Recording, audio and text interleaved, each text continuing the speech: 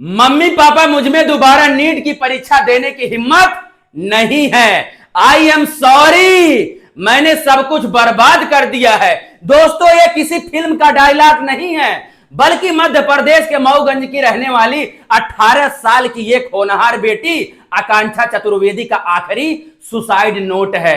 आकांक्षा doctor बनकर देश और समाज की सेवा करना चाहती थी। उसके पिता एक गरीब किसान हैं, जिन्होंने अपनी बेटी के इस सपने के लिए किसान क्रेडिट कार्ड पर 3 लाख रुपए का कर्ज लिया और खुद नागपुर में रसोइये कुक की नौकरी करने लगे ताकि बेटी वहां पढ़ सके।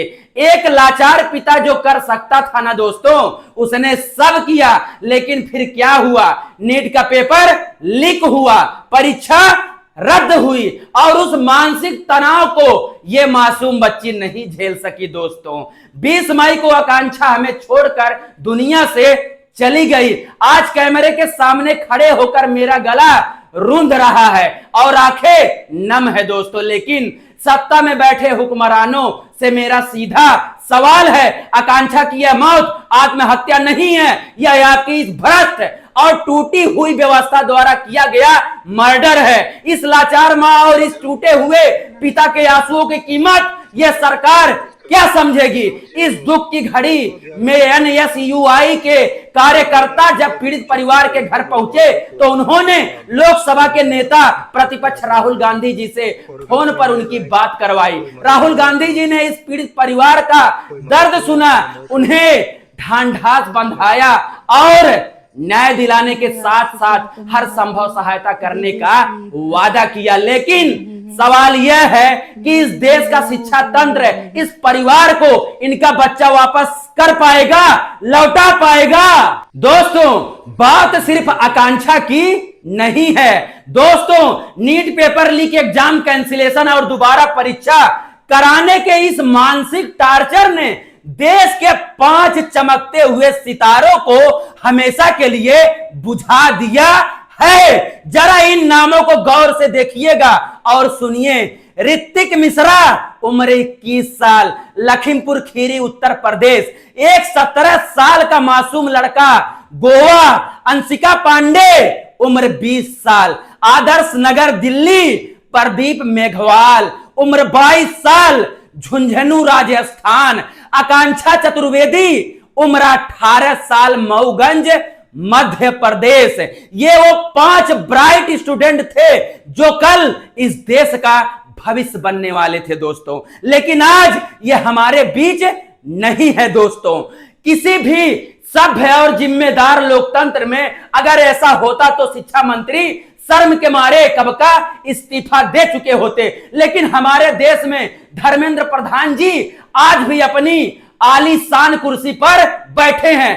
फिर वही कमेटियां बन रही हैं, वहां ट्रांसफॉर्म हो रहे हैं और क्या दिखाया जा रहा है कि जांच चल रही है। ना कोई सुधार, ना कोई न्याय। ऐसा लगता है कि सत्ता में बैठे लोगों के लिए इन युवाओं की जान की कीमत किसी कीड़ी मकोड़े से कहीं ज्यादा नहीं है। क्यों?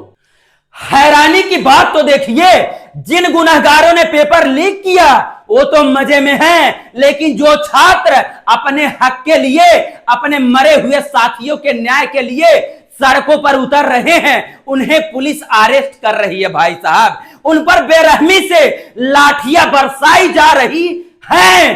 क्या एक शिक्षा मंत्री के पद के इस्तीफे से भी कीमती हो गई है इन युवाओं की जान? क्या इस देश के हुक्मरानों को इन बच्चों के भविष्य की रत्ती भर कोई परवाह नहीं है? एक तरफ देश की सड़कों पर विद्यार्थी लाठियां खा रहे हैं, पेपर लीक और भ्रष्टाचार की वजह से डिप्रेशन में आकर सारे आम आत्महत्या कर रहे हैं, और दूसरी तरफ देश के शिक्षा मंत्री धर्मेंद्र प्रधान का ट्विटर हैंडल देखिए भाई साहब, जो ढोंग का डंका पीट रहे हैं। वे लिखते हैं आपकी स्क्रीन पर, माननीय प्रधानमंत्री श्री नरेंद्र मोदी जी के आह्वान से प्रारंभ हुआ एक पेड़ मां के नाम अभियान आज आंदोलन का रूप लेकर पर्यावरण संरक्षण और भावनात्मक जुड़ाव का प्रेरक प्रतीक बन चुका है। इस प्रेरणा से आज आवास पर अपनी मां के साथ उनके सम्मान में पौधा लगाया जा रहा है। आइए हम सभी इस पावन अभियान से जुड़कर मां के नाम में एक पेड़ अवश्य लगाएं और धरती मां को समृद्ध बनाने में अपनी योगदान दें। अरे शर्म करो मंत्री जी, जहां उन बेबस माताओं की कोख को सूनी किया जा रहा है, जिनके बच्चे आपके पेपर लीक की वजह से सुसाइड कर रहे हैं, वहां आप एक पेड़ मां के नाम लगाने का पाखंड रच रहे हैं। एक तरफ छात्र सड़कों पर दम तोड़ रहा है और दूसरी तरफ आप पेड़ लगाने का डंका पीट रहे हैं, जो निहायत ही शर्मनाक है। मोदी जी, आज देश का युवा आपसे सीधा सवाल पूछ रहा है।